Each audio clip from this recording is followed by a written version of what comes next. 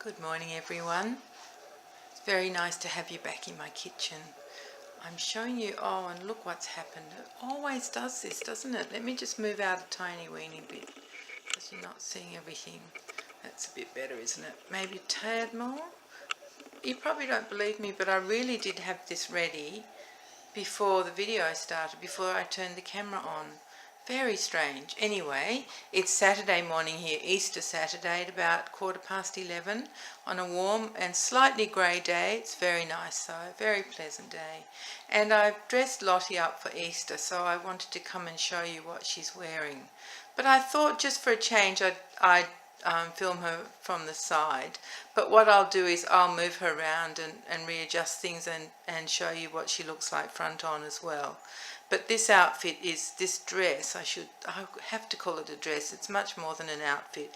It's the most stunning, beautiful dress that I absolutely love it on her. It's made by a brand that is also beautiful, and it's called, I think you say it Mebi, it's M-E-B-I, and Lottie's dress is a 3-month size. Now it is white, very crisp cotton, quite thick cotton, but very white, crisp cotton dress with rows of very like grey embroidered dots on it, and they're fairly well spaced apart, but they are in rows and they're very organised. She has a little white lawn petticoat underneath that's part of the dress, and it has a pleat down the middle and a white band of just plain white fabric around the bottom of it. So that fabric is actually the same as the collar. Now the collar is the white, a lighter type fabric, and it's scalloped all around the edge. It's gorgeous. And on the left side of the collar, on her left side, there's the sweetest little grey satin bow. So it's a very simple outfit, but I love it. I think it's gorgeous. Normally my favourite, well, not normally, but always my favourite things are rompers, or bloomers, or maybe dungarees. Well, okay, that's 3. Alright, so let's say my favourite things are rompers. But I decided for this video, for Easter time, that I was going to dress Lottie up in this beautiful dress.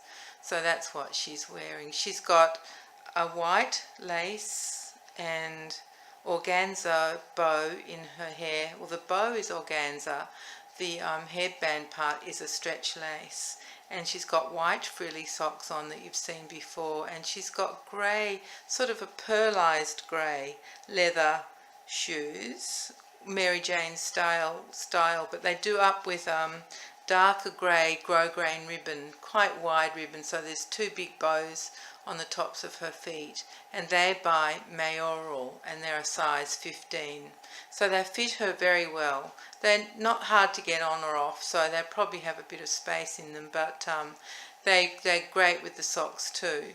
So that's my little Lottie and what she's wearing today. So how about I turn her around and show you what she looks like. There we go, that's Lottie turned around. And oh my goodness, this is so frustrating. Let me just readjust this again. It seems to get some black lines on the top and the bottom which cuts the picture off. So anyway, here's Lottie from the front. You can see the little dress. Hopefully you can see the collar too, and her shoes and socks. So this is a very cute dress. Oh, and she insisted on holding the bunny, of course she did, for Easter. So she's got her own little bunny in her hand. So that is Lottie's outfit for Easter. I hope she doesn't get chocolate all over it. Now, I won't actually be giving her chocolate, but tomorrow, which is Easter Sunday, the family's coming over here, and when I'm asleep tonight, the bunny's going to come and hide lots of eggs all over the place. So that's the fear I have with chocolate, that some of that chocolate will find its way into the hands of some of my little grandchildren, and I'll have to make sure that Lottie is well covered and protected and well out of the way, I think. That's what I might do. So that's our day tomorrow. So today I've got a lot of organising to do and tidying up ready for the bunny to come, so that he can find lots of good hiding places for all the eggs for my grandchildren. Yesterday was lovely. It was very hot and sunny, and we all got together. So that's it's a lot of people. It's 9 adults counting me and 8 grandchildren. Oh, and we had a spare child as well. Oscar had a friend. So there were lots of people there.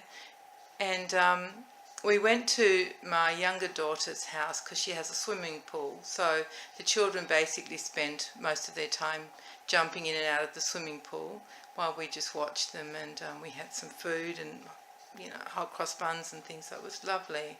So that was yesterday. Today's a day to get organised and finish off Phoenix. Phoenix is almost done now. I'll show you soon. And yeah, get organised. So I'm doing washing and, you know, all sorts of things ready for tomorrow, which will be lovely. But what I wanted to show you, as well as Lottie's beautiful dress that I love, is I took out 2 of my other things that I have by that company, Marolin, or Marolin, I'm not sure how you say it, that made the mummy bunny holding her baby bunny that I showed you in the last video. Made of paper mache, but very solid and very, very detailed. So I thought I'd just show you. This is the old lady that I was telling you about. She's not actually even old. If the camera will focus, let me just see. Closer or not? No. I really want you to see her face, because she's not an old lady. She really is just a peasant lady. And she's been collecting, I'll show you at the back of her. She's got a woven basket and she's been collecting some moss or some sticks covered in moss. This is really annoying how it's not focusing. Wonder if I move Lottie out of the way and we only see the kitchen cupboards. That won't be as much fun. Oh, and then we smash the camera around. Let me just try that. Let's see if that will work. Because I really want you to be able to see her. No, it's not working, is it? I don't understand. Oh, it just did for a second. It flashed on. But it's not going to. Anyway, she's a beautiful lady. She's probably a farmer's wife or something like that. And she's got a red scarf around her head, a green blouse and a blue apron. Oh, actually it looks like she's wearing a dress, because the skirt part looks the same colour as the top. And she's got brown, very serviceable shoes on. And on her back, as I said, is a woven brown basket. And she's carrying some sticks and some, well, I don't know if it looks like moss, or maybe it's kind of the leaves from the sticks. And she's all told only about, well, what would you say, maybe 3 inches high, and very detailed. There's beautiful movement in the apron. She's got it scooped up on one corner. She's holding one corner, and there's beautiful creases and things in the scarf and folds in her blouse. Oh, it's just amazing. But I'm just too frustrated with this camera not showing you properly. So I'll show you the next thing, and hopefully the camera will behave. It's not as small as the other one, and it's like this. It's just a box. It's made of a light sort of timber. I'm not sure what timber it would be. Maybe, I don't know what sort of wood it is. Very light wood. I don't know if it would be balsa. No, it's probably stronger than that. It's really hard to tell. And it's covered, anyway, let's forget about that because I just don't know the answer. It's covered in beautiful patterned paper. Got all sorts of like little bowls of fruit, flowers, blue kind of Grecian type leaves. It's very beautiful. It's like on the bottom as well. It's got bits of gold on it as well. So the whole thing is like that. Even the top, that's the lid there. And it's a cube. And if you lift the lid, which I'll do now, I'll try and do. 1 second, sorry everybody. What do they call this? Some wardrobe malfunction, except it's not the wardrobe, is it? Okay, I think it'll work now. Let me try again. It's this whole one hand game I have to keep playing that gets me. Now let's try. I want to do it properly so you get the full effect, but it just won't quite let itself go there. Let me try this. I think it's going to work. You ready, everybody? It's a Jack in the Box. Look at him. Can you see him? He sort of looks like, you know, like Punch and Judy, that kind of, sort of got the face of Punch. And he's got a blue felt sort of cape, I guess, for his body, and a white frill collar, and he's got a big pointy nose and quite sharp cheeks and a open smiling mouth and little painted eyes and eyebrows and ears on the side. And you can see he's got a bit of brown hair peeking underneath his beautiful blue cap, which has got a gold painted pom-pom on the end of it. Let me try and hold it still so you can see it properly. There it is. Isn't he fantastic? So he just jumps out and makes that kind of noise that I think you heard. Let me try it once more so you get, now that you know what you're going to see, you'll be ready. Here we go. So here's the box. I'm holding the lid. That's the noise he makes. Isn't he stunning? He's beautiful. I love him.